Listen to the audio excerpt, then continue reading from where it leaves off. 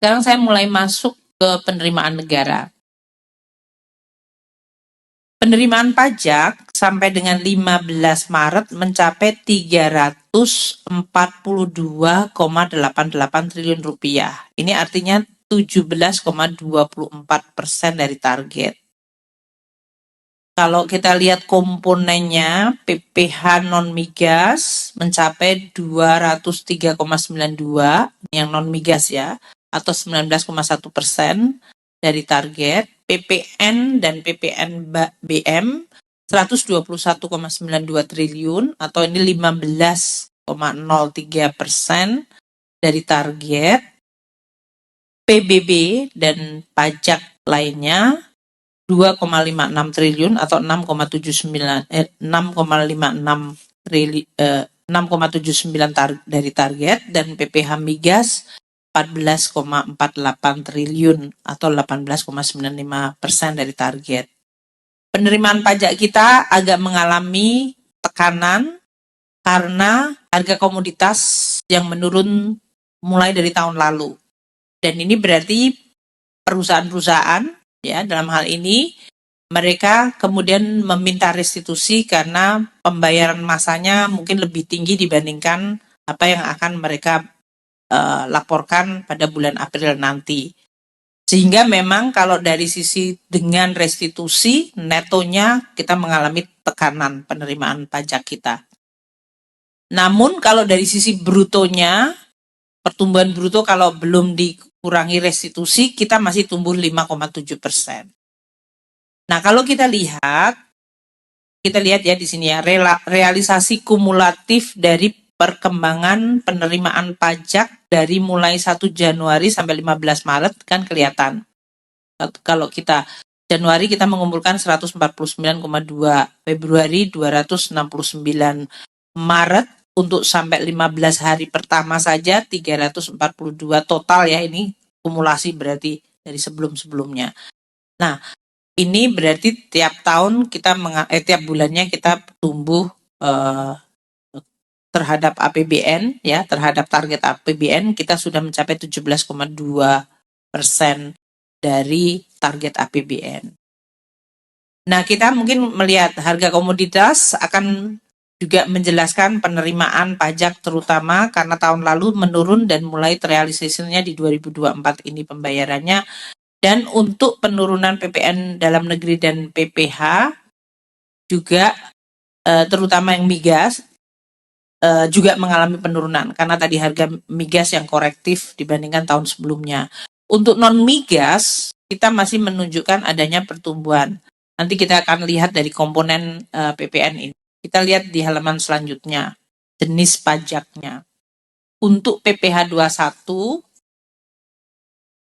kita sudah mengumpulkan 59,91 triliun. Ini yang pajak yang dibayarkan oleh karyawan, pekerja ya, dalam hal ini yang dipotong oleh perusahaan dan diserahkan untuk negara untuk PPh 21-nya. PPh 21 itu kontribusi terhadap total penerimaan 17,47%. Nah, kalau kita lihat pertumbuhannya sangat impresif dalam hal ini, yaitu tahun 2024 ini 24,3%. Pertumbuhan kumulatifnya ya, sedangkan untuk tahun lalu adalah 21,7%.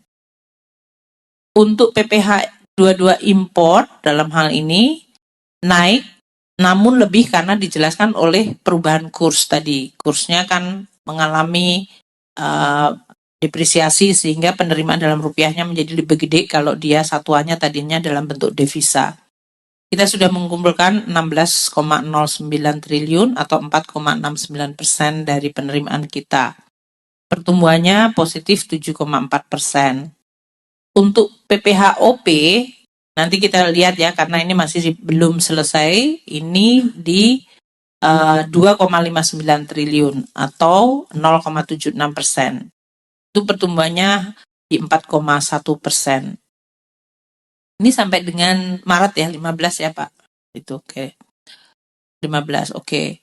Untuk PPh badan, ini yang tadi saya sampaikan, mengalami koreksi yang cukup tajam, karena tadi mereka kemudian melakukan restitusi karena ada masalah karena komoditas tadi harganya 55,91 triliun atau 16,31%. Jadi kontraksi 10,6. Tahun lalu tumbuhnya 43,3%. Ini yang harus kita waspadai, komposisi penerimaan negara dan tekanan terhadap penerimaan dari koreksi harga komoditas yang selama ini kita sudah sampaikan. Untuk PPh 26 dalam hal ini 15,35 4,48%, itu tumbuh tipis di 2,3%. Kemudian PPh final 30,79 triliun atau 8,98% dari kontribusinya, ini tumbuh 13,5 ya. Sedangkan yang tadi saya sampaikan untuk PPN dalam negeri kita lihat mengalami kontraksi sampai 25,8%. Kontribusinya 65 triliun. Ini adalah kontributor kedua terbesar atau bahkan pertama terbesar bahkan. Kita biasanya undi dari PPh 21. Ini komposisi sampai dengan Maret 15, dia adalah kontributor terbesar adalah PPN dalam negeri. Namun dia mengalami tekanan yang cukup dalam ya dalam hal ini. Meskipun kalau tanpa restitusi PPN dalam negeri itu masih tumbuh 6,9%. PPh badan tadi yang kontraksi 10,6 ya, yang merah-merah itu, kalau tanpa restitusi dia masih tumbuh 7,5%. Jadi memang ini adalah fenomena di mana untuk PPh badan karena koreksi harga komoditas mereka melakukan restitusi dari lebih bayar dari masanya, dan PPN dalam negeri juga mengalami restitusi yang cukup besar sehingga kita melihat dari brutonya positif 6,9 tapi netonya 25,8% kontraksi. Untuk PPN import 51,3 triliun atau 14,96% dari kontribusinya. Ini juga masih tumbuh tipis di 2,4. Kalau berdasarkan sektor yang mengkontribusikan pajak, kita lihat seiring dengan tadi berbagai kontraksi itu, kita lihat industri pengolahan yang merupakan kontributor terbesar di dalam pajak kita, itu mengalami juga penerimaan kontraksi. Total penerimaan dari industri manufaktur 85,29 triliun. Ini artinya hampir atau lebih dari 1/4 total penerimaan pajak kita itu dari industri pengolahan. Dan dia mengalami kontraksi yang dalam yaitu 12,3%. Ini lagi-lagi juga kita lihat karena adanya restitusi tadi. Kalau tidak ada restitusi, industri pengolahan masih tumbuh tipis di 1,9. Untuk perdagangan yang penerimaannya 81 triliun atau 24,35%, kedua terbesar, juga sedikit mengalami negatif growth di 0,2%. Tahun lalu tuh dua-duanya tumbuh tinggi, double digit di 34,7 dan 23. Dan untuk perdagangan ini apabila tanpa restitusi dalam hal ini masih tumbuh 14,6%. Gitu ya. Jadi ini faktor restitusi sangat besar sekali. Jasa keuangan yang cukup sehat, kontribusinya 49,67 triliun atau 14,96%, itu tumbuh masih 14,3% dari tahun sebelumnya. Pertambangan mengalami kontraksi sangat dalam, ini juga karena restitusi, kontribusinya 19,4 triliun atau 5,83% dari total penerimaan kita dari pertambangan, dengan pertumbuhan negatif. Kalau tanpa restitusi, pertambangan negatifnya hanya 4,1, gitu ya. Sedangkan untuk konstruksi masih bagus, tumbuh 7,4%. Kontribusi penerimaan adalah 17,73 triliun atau 5,33% dari total penerimaan kita. Transportasi juga masih tumbuh 4,5% dengan kontribusi 16,07 triliun dan total kontribusinya 4,83% dari total penerimaan. Jasa perusahaan 14 triliun atau tumbuh 9,5%, kontribusinya 4,22% dari total. Dan kemudian informasi dan komunikasi yang cukup booming, yaitu tumbuh 21,8%, penerimaannya 12,08 triliun atau 3,63% dari total penerimaan. Ini komposisi dan kita lihat dinamika perekonomian kita terlihat untuk pertambangan, manufaktur, dia tekanannya cukup besar karena harga komoditas dan kemudian menimbulkan berbagai restitusi yang harus dibayarkan kembali. Dan itu mempengaruhi kinerja dari penerimaan dari sektor tersebut. Sedangkan yang di luar sektor itu seperti konstruksi, jasa keuangan, transport, komunikasi itu masih relatif sehat. Ini yang mungkin kita lihat rekomposisi dari kegiatan ekonomi kita. Untuk bea dan cukai, bea masuk kita mencapai 9,9 triliun atau 17,3% dari total target tahun ini. Dan ini tumbuh tipis 0,2%. Terutama kalau bea masuk itu berarti kan import. Tadi kan importnya masih cukup tinggi kalau kita lihat growth-nya tadi double digit 18%. Nilai import kita naik 4,4% year on year. Sampai dengan Maret itu mencapai 46,7 billion US dollar. Kemudian kurs mengalami depresiasi sehingga ini menyebabkan bea masuk yang dibayar dalam rupiah menjadi naik. Dan penerimaan bea masuk terutama dari import beras dan bangunan prapabrikasi. Sedangkan untuk bea keluar yang kita kumpulkan 3,3 triliun ini sudah 19% dari target penerimaan. Kalau kita lihat ya hampir relatif sama di 0,5. Bea keluar kita itu mengalami penurunan kalau dibandingkan tahun lalu ya. Dan kita lihat penerimaan bea keluar yang 3,3 triliun terutama berasal dari tembaga karena kebijaksanaan relaksasi dari ekspor tembaga. Kan kita masih membolehkan seperti Freeport aman asal mereka membayar bea keluar tergantung dari smelter progresnya. Kemudian bea keluar dari sawit yang rata-rata CPO-nya mengalami harga penurunan 13,9 year on year. Nanti kita lihat kali year to date CPO kita sudah mulai membaik, tapi year on year harga CPO-nya masih turun. Makanya kalau dibanding tahun lalu penerimaan bea keluar sawit turun. Volume ekspor kita juga mengalami penurunan untuk CPO 15,8. Jadi kita mungkin juga perlu hati-hati terhadap perkembangan perekonomian global yang melemah tadi.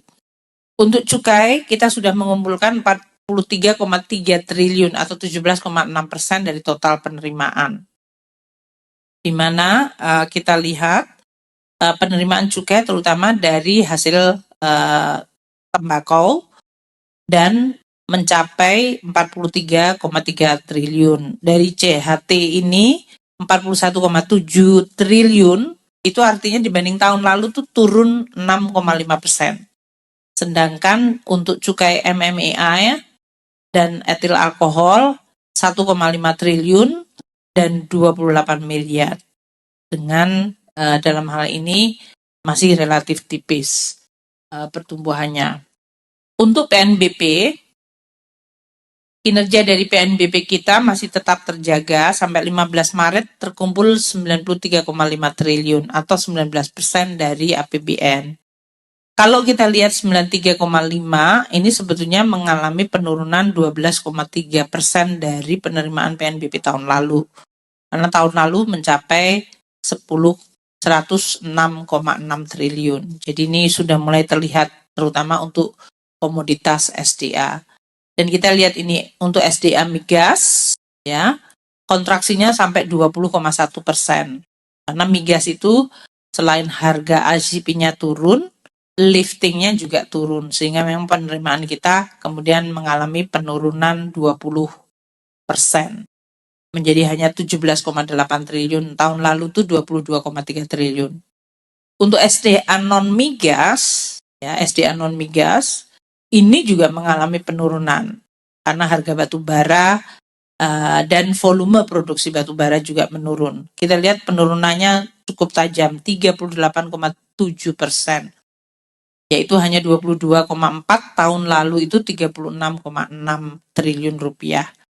22,4 triliun itu 23% dari target APBN. Untuk kekayaan negara yang dipisahkan, yaitu BUMN, kita mendapatkan dividen yang disetor cukup awal, yaitu dividen terutama dari BRI yang menyetorkan dividen interim sebesar dalam hal ini 6,8 triliun. Ini naik tajam dibandingkan tahun lalu yang hanya 4,6 triliun. Jadi kenaikannya 47% sendiri. Untuk PNBP lainnya 33,4 triliun atau dalam hal ini sudah 29% dari target. Itu terutama kalau kita lihat levelnya 33,4 itu masih kontraksi dibandingkan tahun lalu yang 34,5. Tapi kita lihat dari sisi PNBP KL yang tumbuh 14,9%, terutama karena dari jasa tenaga pekerjaan dan informasi serta kompensasi wilayah izin usaha pertambangan yang kita dapatkan realisasinya untuk KL.